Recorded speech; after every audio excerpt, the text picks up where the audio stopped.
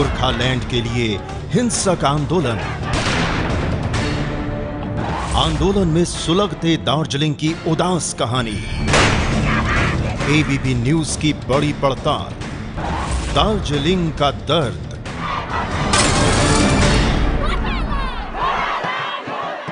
मशहूर पर्यटन स्थल और बंगाल का ताज कहे जाने वाले दार्जिलिंग में इन दिनों वीरानगी छाई हुई है।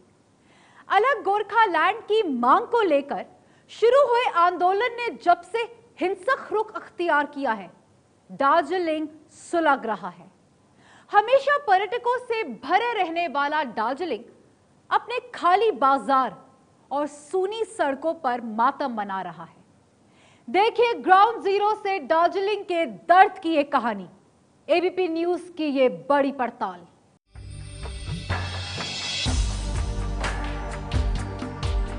ऊंचे पहाड़, हरी वादियां और पर्यटकों को छूने के लिए मचलते बादल। दार्जिलिंग की यही वो खूबसूरती है जो बरबसी लोगों को अपनी ओर खींच लाती है। पश्चिम बंगाल के इस खूबसूरत हिल स्टेशन में हर साल लाखों पर्यटक घूमने आते हैं। छुट्टियों के दिनों में तो यहां सैलानियों का सैलाब उमड़ा रहता है। लेकिन जब से अलग अलग गोरखालैंड की मांग को लेकर यहां शुरू हुए आंदोलन ने हिंसक रुख अख्तियार किया है, दार्जिलिंग की पूरी तस्वीर बदल गई है।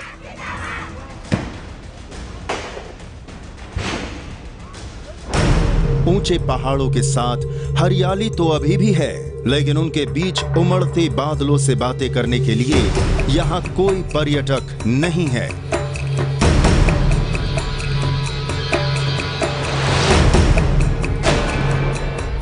हमेशा सैलानियों से गुलजार रहने वाली दार्जिलिंग की सड़कें वीरान हैं, दुकानें बंद हैं और खूबसूरत वादियों ने मातम की एक लंबी चादर ओढ़ रखी है। चारों तरफ वीरानगी पसरी है, हर तरफ सन्नाटा है, कदम कदम पर चुप्पी है और खामोशियों के बीच सुलगते हुए सिसक रहा है दार्जिलिंग।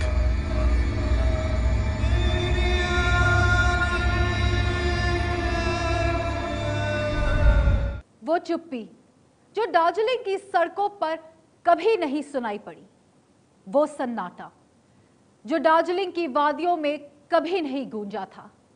अलग गोरखालैंड की मांग के साथ ही आज दार्जिलिंग में ये सब कुछ सुनाई दे रहा है।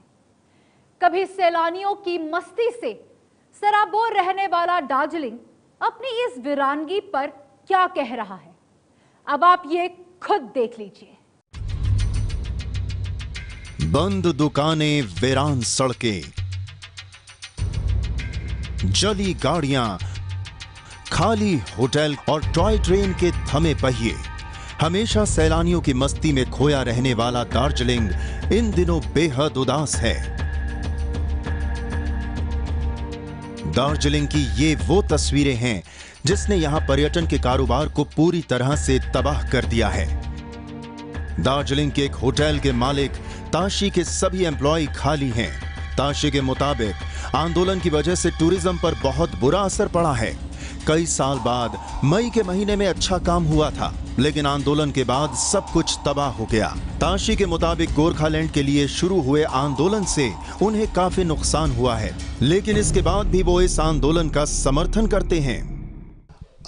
एज फार एज टूरिज्म में बहुत फर्क पड़ रहा है, लेकिन अभी अनफॉर्चुनेटली क्या हो गया कि it was the end of the season period, so season मोटा मोटी ख़त्म होने वाला था। और हम क्या समझते हैं कि as a hotelier, as a citizen of Darjeeling, हम लोग थोड़ा कुछ सेक्रीफाइस करना चाहिए for the greater purpose of Gorkhaland. इसीलिए जो लॉस हो रहा है, हम एक्चुअली लॉस नहीं दिखते। It is my contribution to Gorkhaland. Darjeeling में एक होटल के मालिक से बात करने के बाद एबीपी न्यूज संवाददाता जावेद मंसूरी दार्जिलिंग की उन सड़कों पर निकले जहां आम दिनों में सैलानियों की भरमार के साथ ही रौनक छाई रहती थी, लेकिन हिंसक आंदोलन के बाद अब यहां सन्नाटा पसरा था। दुकानें बंद थीं और शहर का मशहूर क्लॉक टावर चौक अकेलेपन में डूबा था।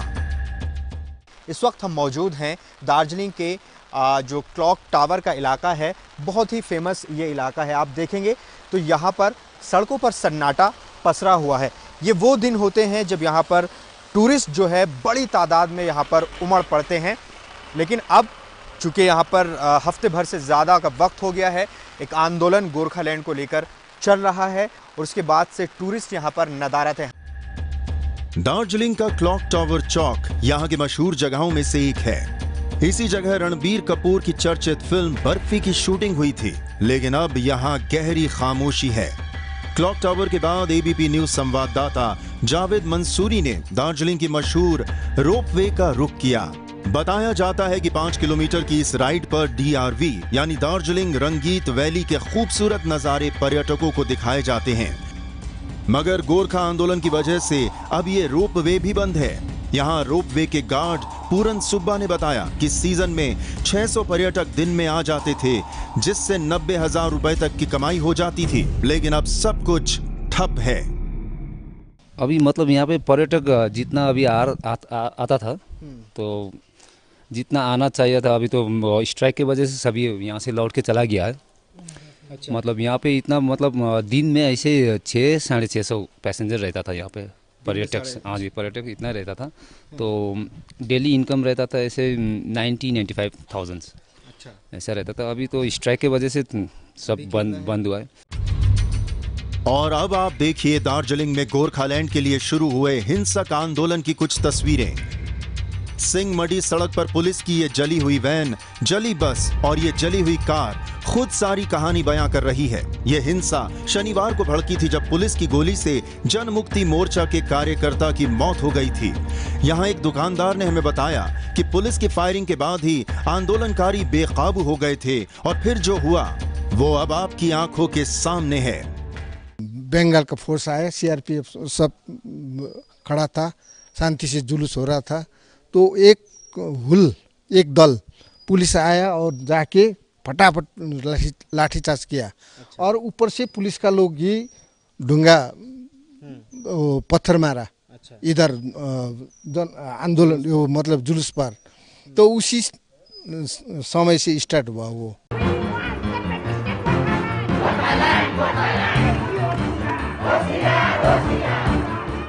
दार्जिलिंग के गोरखा आंदोलन में हिंसा की इन तस्वीरों के बाद अब जरा आप इस अस्तबल का नजारा देखिए। कुछ दिन पहले तक जो घोड़े सैलानियों को दार्जिलिंग के मॉल रोड और जालपरा भानु भवन के इलाकों में घुमाते थे, वो अब इस अस्तबल में कैद हैं। इनके मालिक 100 रुपए से 400 रुपए तक की फीस लेते थे, लेकिन अब यहाँ सिर्फ घोड़े नजर आ रहे हैं और मालिक नदारद हैं, क्योंकि काम ही नहीं है। दार्जिलिंग में घोड़े अस्तबल में कैद हो गए हैं। दरअसल ये वो घोड़े होते हैं जो यहाँ पर लोग घूमने के लिए आते हैं, उनको हॉर्स राइडिंग करवाई जाती है। आप देख सकते हैं फिलहाल ये जो घोड़े हैं ये भी अंदर बंद है और आप देख सकते हैं यहाँ पर चार्ट लगा है, जो कीमत है वो अलग अलग कीमत यहाँ पर लगी हुई है। 100 रुपये से लेकर 400 रुपये तक यहाँ पर चार्ज लिया जाता है हॉर्स राइडिंग का। मशहूर पर्यटन स्थल दार्जिलिंग की ये तस्वीरें यहाँ के लोगों को रुला रही हैं। अब जरा इस टॉय ट्रेन को देखिए, इसके पहिए 8 जून से थमे हुए हैं। टॉय ट्रेन दार्जिलिंग आने वाले सैलानियों की पहली पसंद होती है, लेकिन आंदोलन ने इनके पहियों में भी ब्रेक लगा दी है। इलाके के रहने वाले प्रभात कहते हैं कि इस सब के लिए राज्य सरकार जिम्मेदार है। केंद्र से भी जो हक मिलना चाहिए था वो नहीं मिला। केंद्र से भी जो हक मिलना चाहिए था वो नहीं मिला। इस पूरे आंदोलन के लिए पूरा जो सब कुछ चल रहा है, इसका क्या हल है आपकी नज़र में और जिम्मेदार किसको मानते हैं? जिम्मेदार तो हम सभी यहाँ के जो स्थानीय लोग हैं वो तो हम पश्चिम बंगाल सरकार को मानते हैं। तो हमारा जो भी मतलब समाधान है वो सिर्फ गोरखालैंड है। हमेशा सैलानियों की मस्ती में डूबा रहने वाला दार्जिलिंग गोरखालैंड की मांग को लेकर शुरू हुए आंदोलन के बाद वीरानगी में खोया है। ऐसे में अब सबसे बड़ा सवाल यही है कि आखिर दार्जिलिंग की इस हालत के लिए कौन जिम्मेदार है? पश्चिम बंगाल का मशहूर हिल स्टेशन दार्जिलिंग गोरखालैंड की मांग को लेकर सुलग रहा है। आंदोलनकारी वहां हिंसा पर उतर आए हैं। ऐसे में सबसे बड़ा सवाल यही है कि आखिर दार्जिलिंग के इस आग के लिए कौन जिम्मेदार है?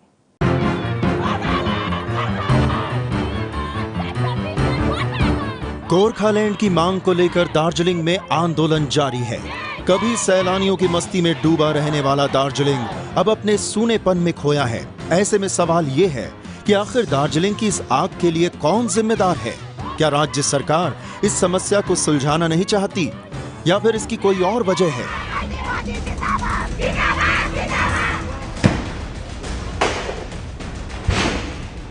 सवाल इस बात पर भी उठ रहे हैं कि जब दार्जिलिंग हिंसक आंदोलन के बीच सिसक रहा था तो पश्चिम बंगाल की सीएम ममता बनर्जी समस्या को सुलझाने की बजाय नीदरलैंड क्यों चली गईं? दार्जिलिंग में आंदोलन की ये आग कब बुझेगी? क्या इसके लिए प्रशासन कोई प्रभावी कदम उठा रहा है? क्या इसके लिए प्रशासन कोई प्रभावी कदम उठा रहा है? इस बात की तहकीकात के लिए एबीपी न्यूज संवाददाता दार्जिलिंग के डीएम दफ्तर पहुंचे, लेकिन वहां व्यस्तता का हवाला देते हुए दार्जिलिंग की डीएम जायसी दास गुप्ता ने बात करने से साफ मना कर दिया।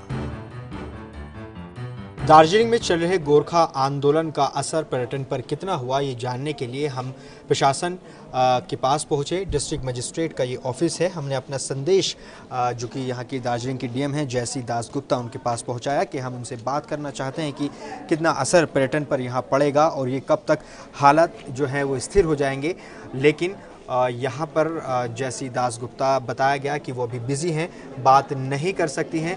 हमने कोशिश की बात करने की, लेकिन उन्होंने बात करने से इनकार कर दिया। दार्जिलिंग में ताजा हालात ये हैं कि वहां जिमखाना क्लब में सर्वदलीय बैठक के बाद बंद जारी रखने का फैसला लिया गया है।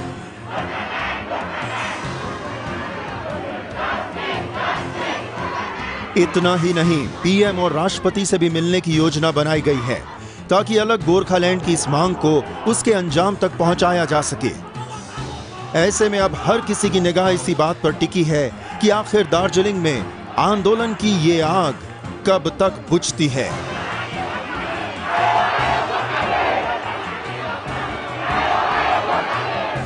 सच्ची घटना के लिए जावेद मंसूरी की रिपोर्ट।